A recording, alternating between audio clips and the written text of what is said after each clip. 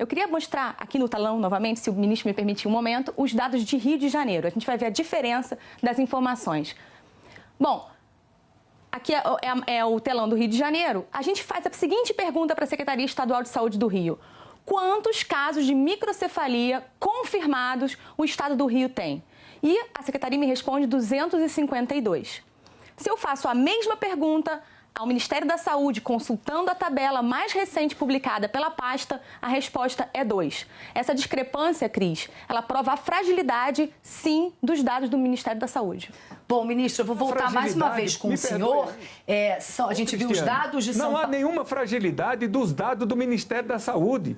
O que há uma confusão entre casos notificados, suspeitos e casos confirmados. Confirmados no Rio de Janeiro são 2 casos, notificados são 200 e tantos. Foi essa confusão que a repórter fez, ou o secretário estadual de saúde fez. Ministro, desculpa interromper um segundo. Nós não produzimos dados, nós não geramos dados. Estão divulgados no boletim epidemiológico do estado do Rio de Janeiro. Eu convido o senhor a consultar o estado do Rio de Janeiro. São dados notificados, não são dados confirmados. A pergunta foi clara, ministro. A pergunta são de dados confirmados de microcefalia. Só um minuto aí. Imagine como isso não tem lógica. Nós temos no Brasil inteiro 560 casos confirmados de microcefalia. A imensa maioria deles, 81%, no Nordeste. Como é que o Rio de Janeiro sozinho podia ter a metade dos casos confirmados de microcefalia no Brasil? Mas, ministro, porque são casos notificados, suspeitos e não confirmados. Ministro, porque evidentemente que esse número total do Brasil, levando em conta que 7 estados estão com os números divergentes, esse número total do Brasil, ele também mudaria, ele também aumentaria.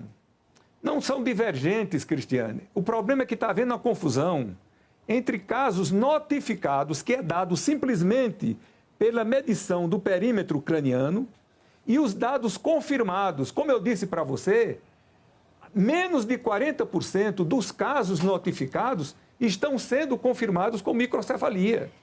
O que a gente isso que está acontecendo. Ministro, okay. Imagine, se nós temos no Brasil inteiro 560 casos confirmados de microcefalia, como é que o Rio de Janeiro poderia ter a metade se a imensa maioria desses casos estão acontecendo no Nordeste e não no Sudeste? Bom, mas esse número evidentemente aumentaria. Ministro, o que a gente tem uma tabela oficial da Secretaria de Saúde de São Paulo e também da Secretaria de Saúde do Rio de Janeiro, escrito lá confirmados, e nos confirmados 149 no caso de São Paulo, certo? 252 no caso do Rio de Janeiro. No caso de São Paulo eu expliquei.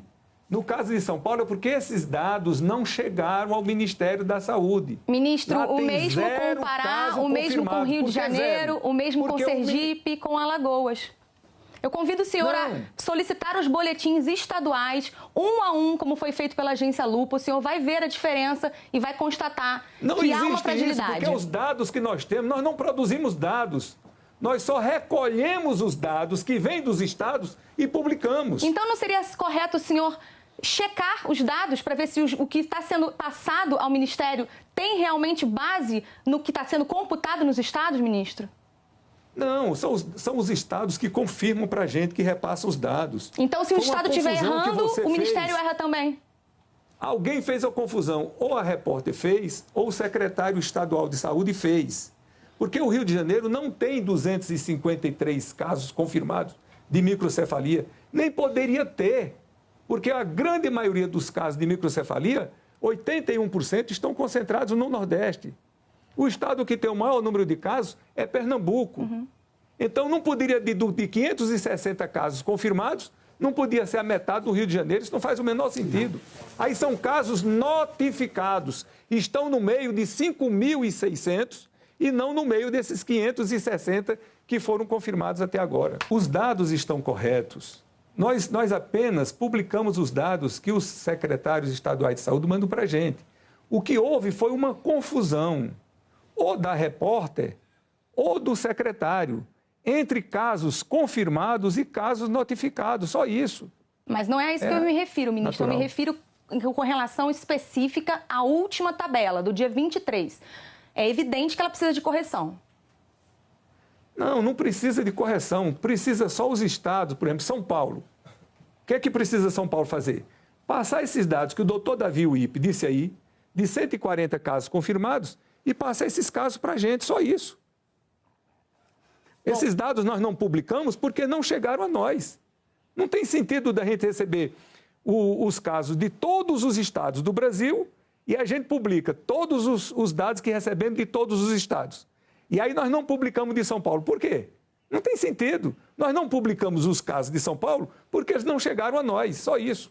Ok, ministro, muito obrigada. Agradeço muito a participação do senhor aqui com a gente. A gente vai continuar de olho aí em relação a esses dados, esses números. Tomara que daqui para frente eles sejam convergentes e não divergentes. Muito obrigada pela sua participação aqui com a gente e um bom trabalho para o senhor aí, porque a gente sabe que é uma situação muito complicada, que esse vírus pegou a gente de surpresa. Então a gente espera realmente que todos os esforços sejam tomados em cima disso, que essa situação o mais rápido possível se resolva. Obrigada, ministro.